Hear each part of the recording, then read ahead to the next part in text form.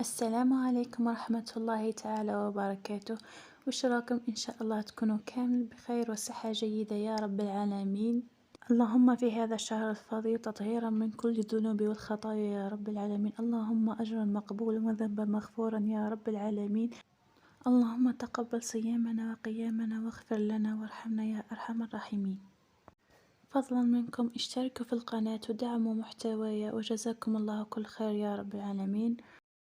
ودوكا مباشرة نمرو للشربة تاعنا اللي رايحة ندير فيها اللحم تاعي. راح نغليه شوية ومن بعد راح نزيدلو البصل ولي زيبيس اللي راح نخليهم لكم في صندوق الوصف اللي راكم راح تشوفوهم معايا في الشاشة. راح نغليهم مليح مليح ومن بعد رايحة نمرقهم بالماء السخون ونغطيوهم ونخليهم يطيبوا على نار هادية. ومن بعد ما يطيب لي اللحم، ماشي يطيب يعني خلاص يدخلوا طياب اللحم تاعي، رايحه نجيب الفريك تاعي كما راكم راح تشوفوه معايا في الشاشه ونزيد عليه مغيرفه تاع مرمز باه تجي الشريبه تاعنا عاقده وبنينه. وراح نغسلو وننفخو في الماء السخون ومن بعد رايحه نضيفو للشربه تاعي ونحركوها مليح حتى باه ما يلصقش هذاك الفريك تاعنا في القدرة تاعنا. راهي نحركوها حتى تغلى ونغطيوها نخليوها طيب على نار قليلة حتى يكمل يطيب اللحم تاعنا ويطيب الفريك تاعنا. والآن بعد ما جازت مدة على الشوربة تاعي راهي طابت ما شاء الله. واللحم تاعي ثاني راهو طاب باسكو اللحم تاعي صغير ماشي كبير. هاني درت لها هذا جوا تاع الفلفل وغطيت عليها وخليتها تغلى شويه على نار قليله باه يطلق هذاك الجوا تاع الفلفل البنه تاعو في الشوربه. شوفوا راهي جات شاهي ما شاء الله. شهيتكم في الجنه حبيباتي، ان شاء الله تعجبكم طريقتي تاع الشوربه وتجربوها وتضيفوا لها مرمز راح تجي بنه ما شاء الله ويجي قوام تاعها ما شاء الله. ودوكا نمرو مباشرة للدولمة تاعنا اللي راني كيما راكم تشوفوا معايا. راني غليت الدجاج ضفت عليه البصل والطوماطيش ودرت له لي زيبيس اللي هما فلفل اسود، توابل شاورما، كوري، توابل الدولمة والملح. نورمالمون هذا هما اللي ما نسيتش. غليتهم كامل مع بعض ومرقتهم بالماء السخون. انا راني هنا كثرت الملح شويه على بيه قسمت الحبه تاع بطاطا وضفتها باسكو بابا عنده ضغط راهو ما ياكلش المالح وانا غلطت كثرت الملح. هاي ليكم الكورجيت تاعي والبطاطا نقيتهم وراني دهنتهم بالملح باه ما يجوناش تجي البنه تاعهم زينه ما يجوش صامتين. راني دهنتهم بالملح وحطيتهم مده هكا ومن بعد شللتهم وجبتهم. وهنايا راكم تشوفوا معايا رايحه نحضر الحشو تاع الدولمه تاعي واللحم تاعي راكم تشوفوا فيه. كاين اللي يحب يدير اللحم وكاين اللي يحب يدير الدجاج، هذا شيء اختياري.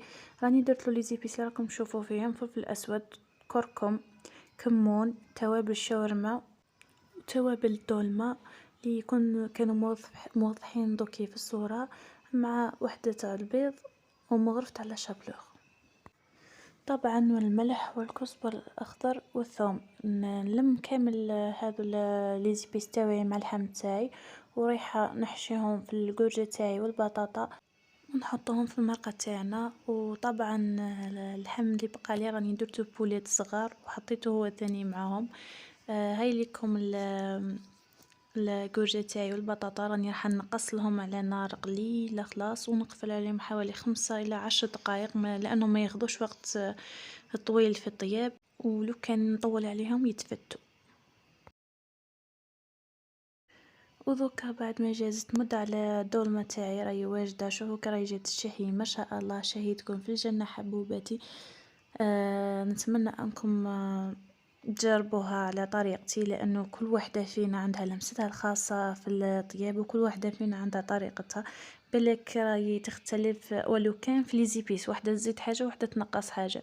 وكما يقولوها ناس زمان الطياب يدين، اي كل واحده وكيف تخرج على يدها. قادره على يدي انا تجي مش بنينه ولا يدك انت تجي بنينه ولا العكس تجي على يدي انا بنينه وعلى يدك انت يالا. نتمنى انكم تجربوها وتعجبكم ان شاء الله يا رب.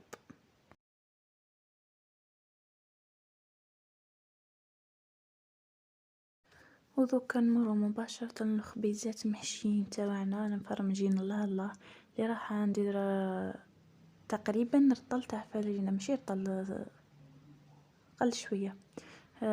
ندير فيه مغرفة تاع لحظة، ومغرفة تاع السكر، ومغرفة تاع خميرة، ومغرفة صغيرة تاع ملح. نخلطو هذو النواشف قاعدين هكا مع بعض، ومن بعد نجيبو بياض حبة تاع البيض والصفار راح نخليه، ومن بعد ما نستعملوش دوكا، مع حوالي 3 مغارف تاع الزيت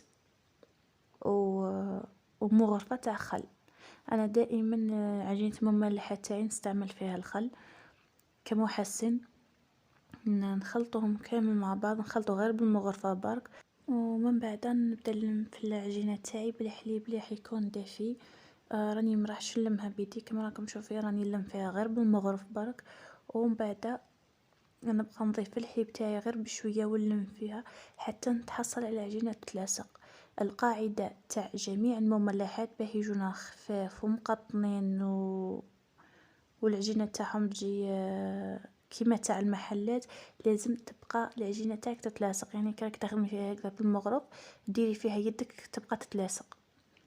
ومن بعد هكا في الاخير كاع رايحه نضيف لها حوالي 2 مغارف تاع زيت وندخلهم فيها هكا، ونلمها غير بيدي هكا تشوفوا، ما نعجنها ما ندلكها، غير ندخل فيها هذاك الزيت ونغطيها بصاشي ونخليها ترتاح ساعه كامله. بين ما راهي العجينه تاعنا ترتاح، نروحو نحضروا الحشو تاعنا اللي يتكون من نصف صدر دجاج مع الزيتون كاسي والبصل والثوم. نغليهم كان مع بعض ونديروهم لي زيبيس، توابل الشاورما والكيري والملح فلفل اسود، لاني انا كنت صورت المقطع وللاسف تحذف لي.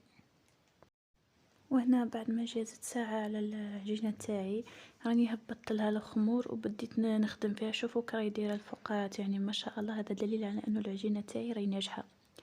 رايحه نفتحها بشويه تاع فرينه، ما نفتحها على سمك ماشي رقيق بزاف وماشي خشين. رايحه ندير فيها الفرماج شيزي كما راكم تشوفوا فيه. راني درتنا غير قيس غير 3 حبات بصح كبار شويه. ورايحه نضيف فوق الحشو اللي نفسه الحشو تاع لي سوفلي اللي هو دجاج وتبلته مع البصل وزيتون كاسي والثوم، ودرت له لي زيبيس تاع الشاورما والكيري فلفل اسود وملح. هنا هكا كما راكم تشوفوا راني حطيته، وحطيت فوقه فرماج رابي موندور. ومن بعد نرجع العجينه تانية، يعني لي من هيك تاع انا راني ما نخدمش تاع خبزه فوق خبزه، هذه كان راهي تعيني بزاف. نفتحها وحده كامله هكا مدوره، ومن بعد هيك ندير في النص منه ونرجع عليها نقلب عليها النص الثاني، ومن بعد رايحه هكا نقطعهم ونديرهم في البلاط تاعي.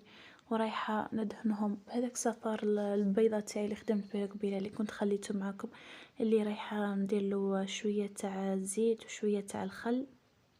نورمالمون هذا مكان ولا غير نسيت راني فيلمي في الفيديو هذا، ومع راني ندير له في المونتاج راني وانا صايمه، اعذروني. يعني راهو رمضان غالبني شويه، اللي كاش نسيت حاجه ما تلمونيش.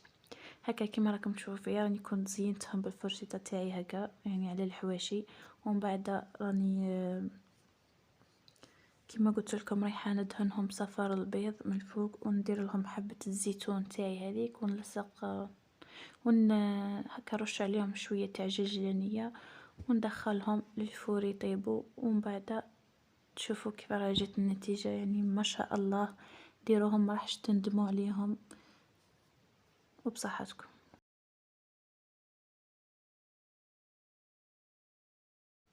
بما انكم تابعتوني اعزائي حتى لهنايا وشقيتوا معايا، من فضلكم ديروا اشتراك للفيديو وخليوا لي جيم وتعليق زين كيما نتوما، ونقول لكم ربي يعطيكم ما تتمنوا ان شاء الله و...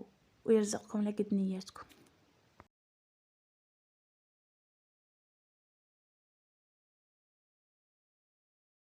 والآن هيا نحضر مع بعض الفلو بذوق الشوكولا.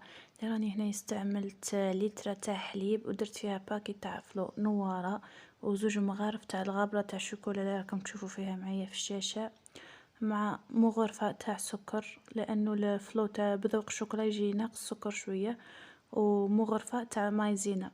نخلطوا كل شيء بارد في بارد، ومن بعد نحطوهم على نار قليلة ونبقاو نحركوا فيهم حتى يغلى معانا الفلوط تاعنا.